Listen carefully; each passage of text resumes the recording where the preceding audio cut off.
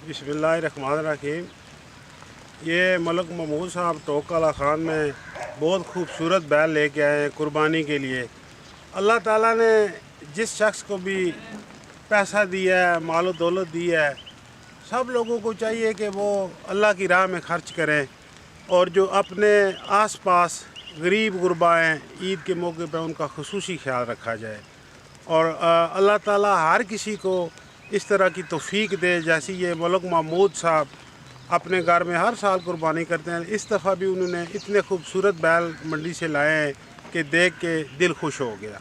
अल्लाह ताला इनको इनकी कुर्बानी कबूल करे और अल्लाह ताला इनको अजर दे। अल्लाह ताला हर किसी को इसी तरह अल्लाह की राह में खर्च करने की तौफीक दे, आमीन। मैं हूं उबैद कुरैशी, आप देख रहे हैं खबरनामा टीवी। खुशकिस्मत हैं वो मुखय्यर हजरात जो ईद कुर्बान पे दिल खोल कर कुर्बानी का फरीज़ा अदा करते हैं, गरीबों, मस्कीनों और ज़रूरतमंदों का ख्याल रखते हैं। समाजी शख्सियत मलक महमूद साहब इस साल भी लाखों रुपए के जानवर कुर्बान कर रहे हैं। इस मौका पर दोस्तों और अहबाब ने मुबारकबाद दी।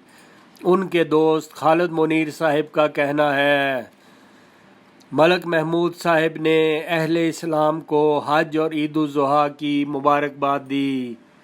देखते रहिए खबरनामा टीवी, पढ़ते रहिए खबरनामा मैगज़ीन, हमारा चैनल सब्सक्राइब कीजिए।